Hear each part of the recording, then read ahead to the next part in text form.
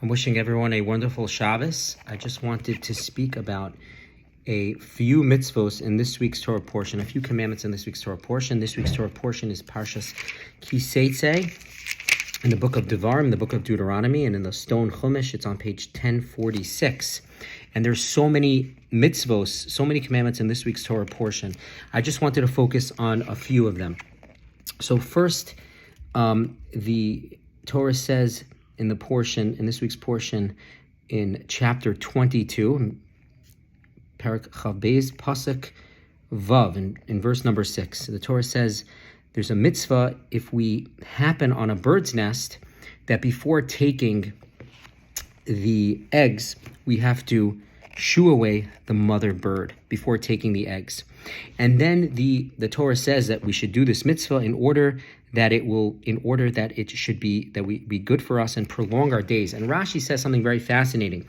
Rashi says that Laman yitav lecha, in order that it will be good for you, ima mitzvah kala she'ein ba chisaron kis, if a light mitzvah, a simple mitzvah which does not involve any monetary loss, the Torah nevertheless gives us this haftacha, gives us this blessing and this idea that, it's going to be good for you. You're going to have length of days. We're going to have olam haba. We're going to have the world to come from it. Amra Torah laman yitav lecha v'rach yamim kal v'chomer lamatan scharin shel mitzvos chamuros. All the more so, says Rashi, on the difficult mitzvos, the mitzvos which involved monetary loss, the mitzvos, the commandments that involved helping out other people and sacrificing of monetarily or of our time or efforts or overcoming various difficult temptations. The Torah says if an easy mitzvah like shooing away the mother bird before taking the eggs by a bird's nest, the mitzvah in this week's portion, then all the more so mitzvahs that are much more difficult.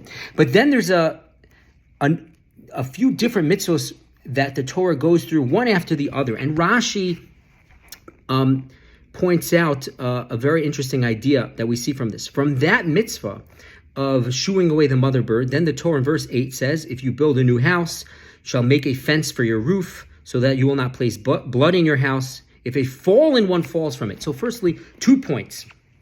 Before that idea, Rashi says it's very peculiar that it says that the faller is going to fall. What do you mean? The person is going to fall. Why does it say the faller is going to fall?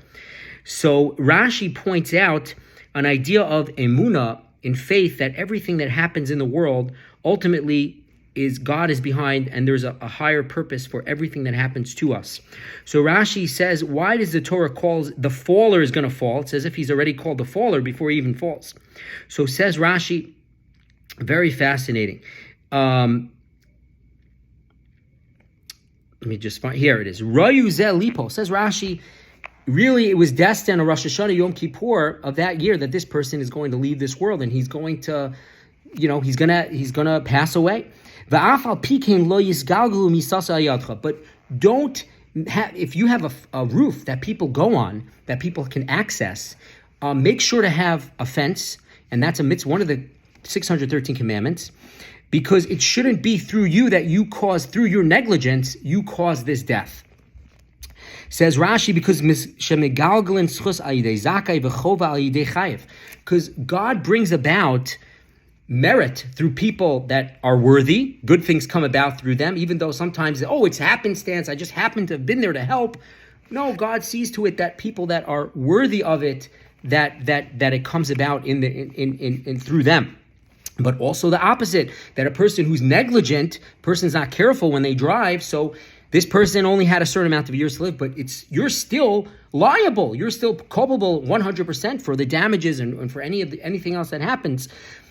And it is so. Therefore, we have to be careful and always be on guard that people in this case we have to protect and put a fence around our roof. And then the Torah goes on. Right after that, so first you find a kansipur, you find the bird's nest, you have to shoo away the mother before taking the eggs. And then we have, you build a new house, you have to make a fence.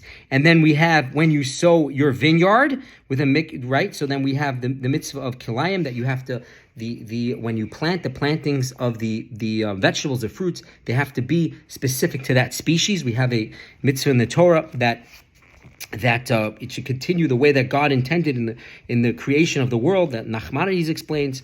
And then we have from a bird's nest to a house to a vineyard, and then it will be right.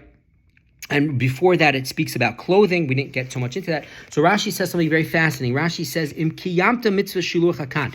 If a person is careful with a small mitzvah, seemingly a mitzvah which doesn't involve any monetary loss or anything of that nature, but we're very careful with, and right. So sovcha livnois bayis chadash. Then Hashem is going to bring about. We're going to have there's going to be bigger opportunities, and God is going to bring about bigger things for us, and then we're going to have a house. With this guy in mitzvahs makkah, then we'll have the mitzvahs that have to do with building of a house, having a fence up, also mitzvahs of mezuzah, other things that God gives us. She mitzvah goreres mitzvah, says Rashi. One mitzvah God brings about another mitzvah for us to do. When we start getting into a cycle of good, so then it perpetuates, it continues, and it goes on. It causes a spiritual train ride effect that it goes on and on. Unfortunately, we can have the opposite in life, so we have to be careful, right? V'sigala kerem v'sada, and then after the house, then we have mitzvahs that deal with the vineyard and the field. L'begadim noyim, nice clothing. L'kach nispacha parshasas halalu. Therefore, the juxtaposition of these mitzvahs, these verse after verse, different mitzvah after different mitzvah, it's a succession, and it continues to a bigger mitzvah, and God gives us more and more opportunity.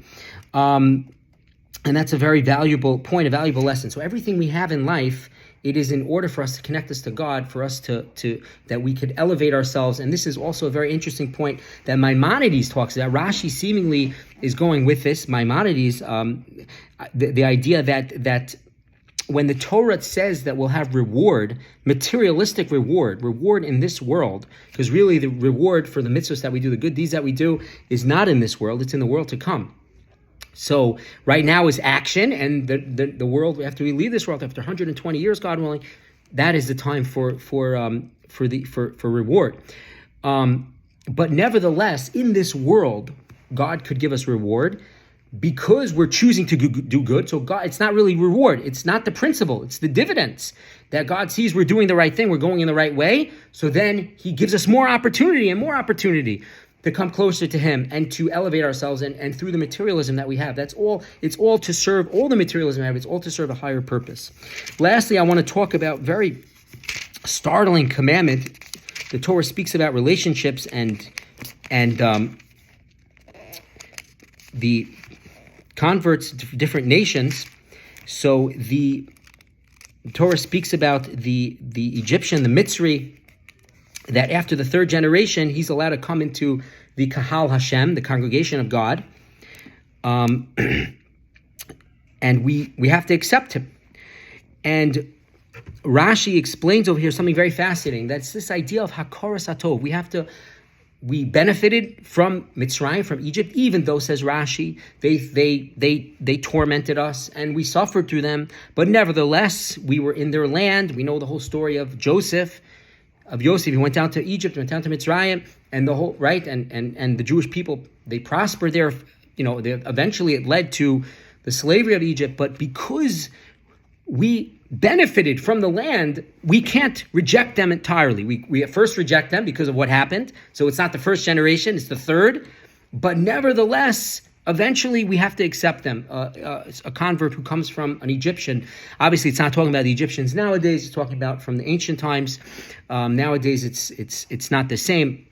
The people who live in Egypt, but nevertheless, we see this tremendous concept through the whole Torah. This is the foundation of the entire Torah, of recognizing the good that other people do for us, that our parents do for us. It's on the Aseret HaDibros, the 10 Commandments, honoring our father and mother, and certainly HaKadosh Baruch Hu. Ultimately, it's really God that we recognize, and that's what Judaism, that's what it's all about, recognizing when someone does good for us, acknowledging the good. And even an Egyptian, even though the Egyptians we were tormented, nevertheless, we have to recognize, not at first, but a few generations later, yes, in the third generation.